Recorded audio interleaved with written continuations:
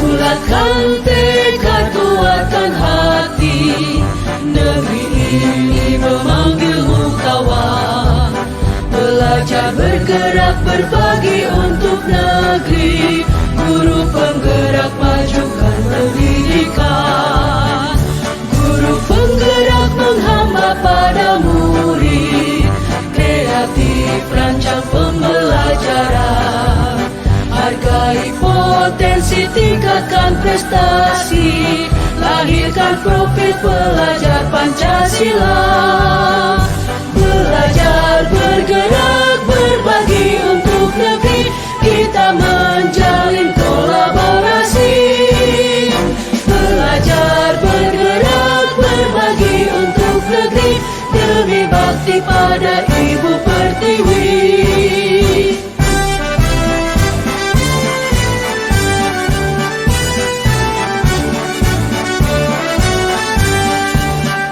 Bulatkan tekad, kuatkan hati, negeri ini memanggilmu kawan. Belajar, bergerak, berbagi untuk negeri, guru penggerak majukan pendidikan. Guru penggerak menghamba pada murid, kreatif rancang pembelajaran.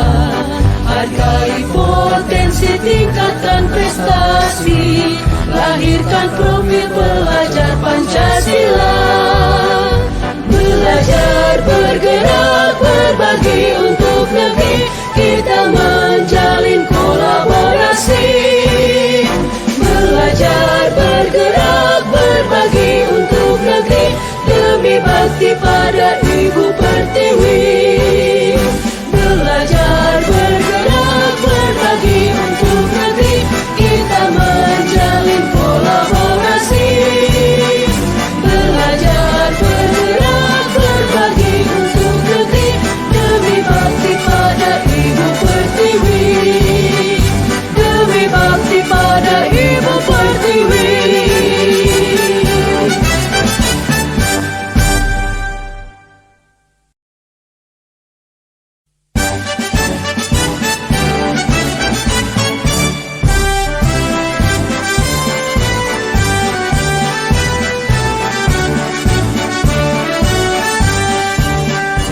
Bulatkan tekad, kuatkan hati, negeri ini memanggilmu kawan. Belajar, bergerak, berbagi untuk negeri, guru penggerak majukan pendidikan. Guru penggerak menghamba pada murid, kreatif rancang pembelajaran. Hargai potensi, tingkatkan prestasi, lahirkan profil pelajar Pancasila. Belajar, bergerak, berbagi untuk negeri, kita menjalin kolaborasi. Selamat siang Bu Reni. Selamat siang Pak Fahru, gimana ini kabarnya, ada Pak? Oh iya, sebelumnya ini saya mau mohon bantuan panjenengan. Ini dalam tugas guru penggerak saya dalam modul saya itu diminta untuk mewawancarai kepala sekolah terkait kebijakan atau keputusan yang telah dibuat, kemudian nanti bisa sebagai bahan pembelajaran ke saya bagaimana di dunia nyata sebenarnya. Iya, menurut Pak. Oke, yang pertama yang ingin saya tanyakan, bagaimana Bu Reni dapat mengidentifikasi kasus-kasus yang merupakan dilema etika atau bujukan moral? Ya, sebelumnya terima kasih ya Pak Fahru. Jadi saya dalam pengambilan keputusan itu memang setiap orang itu pasti selalu pernah dihadapkan dengan dilema ya, dilema. keputusan mana yang diambil, bukan hanya kepala sekolah sebenarnya, semua mungkin bapak ibu guru juga pernah mengalami hal itu. Nah, dalam hal ini ada dua pengambilan keputusan yang kaitannya dengan dilema etika dan rujukan moral. Kalau dilema etika itu memang terkadang kita bingung untuk memilihnya karena dua-duanya itu mempunyai nilai kebajikan yang sama-sama benar. Sedangkan kalau rujukan moral itu sudah jelas bisa kita identifikasi. Kalau rujukan moral itu yang jelas nilainya itu kebenaran vs salah, ya, seperti itu. Benar lawan salah. Kalau dilema etika itu benar lawan benar, seperti itu. Berarti panjenengan itu mengidentifikasinya dengan benar lawan benar, kemudian rujukan moral benar lawan salah. Ya. Nah, selanjutnya Bu Reni, bagaimana Anda menjalankan pengambilan keputusan di sekolah Mojoroto ini, terutama untuk kasus-kasus di mana ada dua kepentingan yang sama-sama benar atau sama-sama mengandung nilai kebajikan?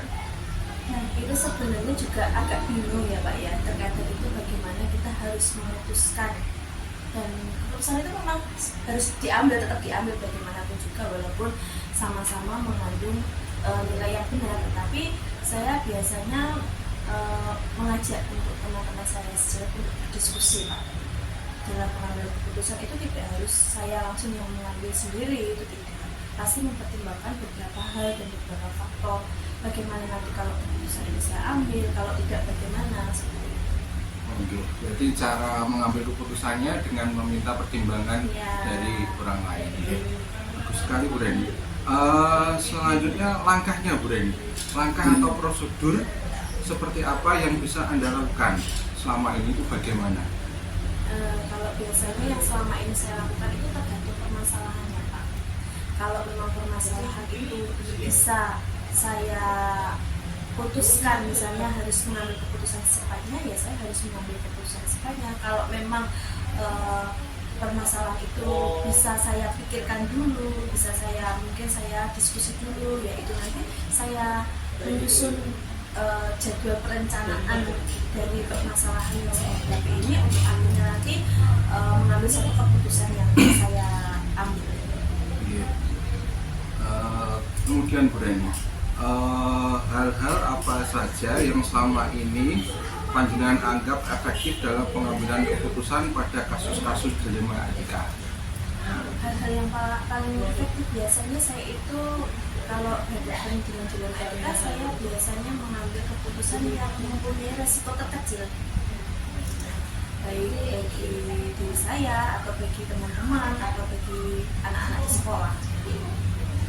Jadi dalam mengambil keputusan ini saya mempertimbangkan resiko mana nanti yang kerugiannya, negatifnya, seperti itu, negatifnya paling besar atau paling kecil, nah itu nanti yang saya ambil yang resikonya atau efek negatifnya terkecil.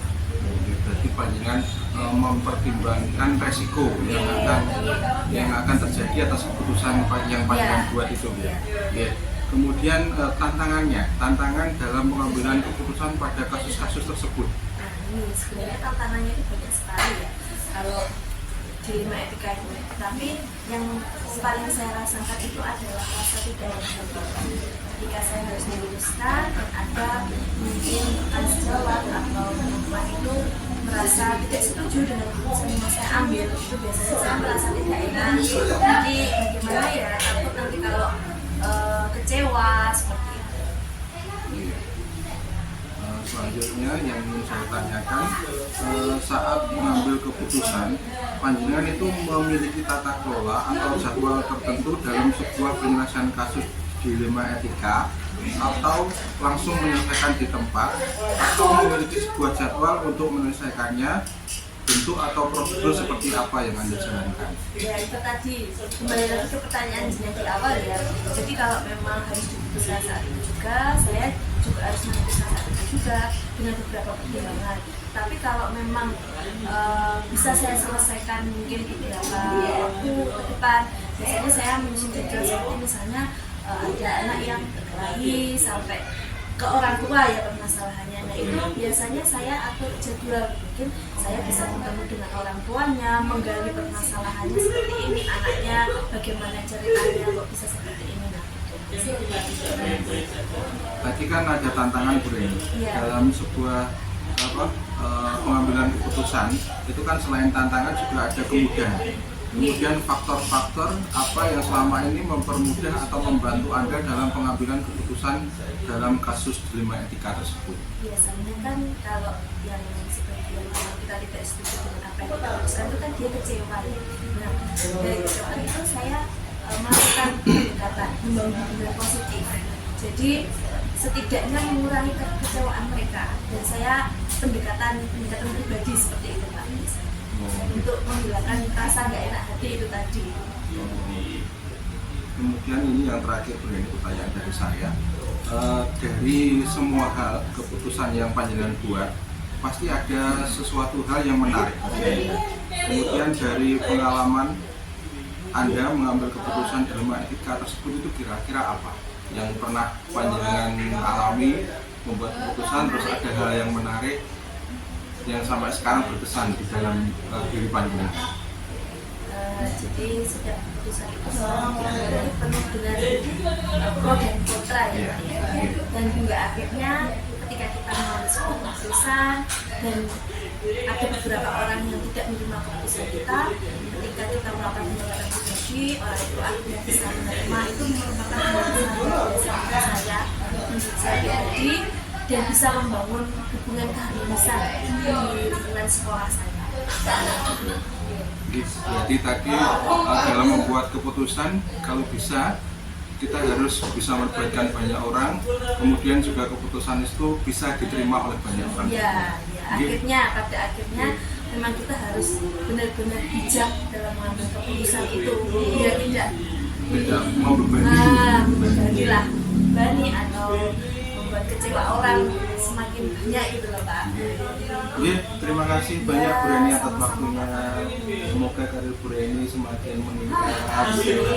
Kak Farun juga sukses selalu ya. Semoga segera lulus CGP-nya ya.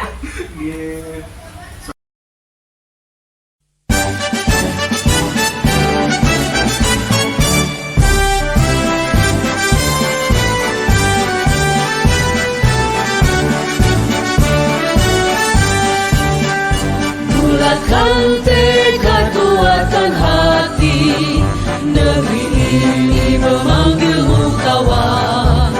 Belajar, bergerak, berbagi untuk negeri, guru penggerak majukan pendidikan. Guru penggerak menghamba pada murid, kreatif rancang pembelajaran. Hargai potensi, tingkatkan prestasi, lahirkan profil pelajar Pancasila. Belajar, bergerak, berbagi untuk negeri, kita menjalin kolaborasi. Belajar, bergerak, berbagi untuk negeri, demi bakti pada Ibu Pertiwi.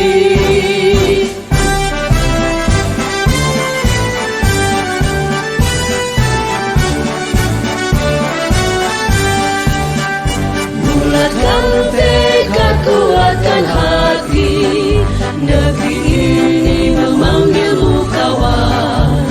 Belajar, bergerak, berbagi untuk negeri, guru penggerak majukan pendidikan. Guru penggerak menghamba pada murid, kreatif rancang pembelajaran. Hargai potensi, tingkatkan prestasi, lahirkan profil pelajar Pancasila. Belajar, bergerak, berbagi untuk negeri, kita menjalin kolaborasi. Belajar, bergerak, berbagi untuk negeri, demi bakti pada Ibu Pertiwi. Belajar, bergerak, berbagi untuk negeri, kita menjalin kolaborasi. Belajar, bergerak, berbagi untuk negeri, demi bakti pada Ibu Pertiwi. Demi bakti pada Ibu Pertiwi.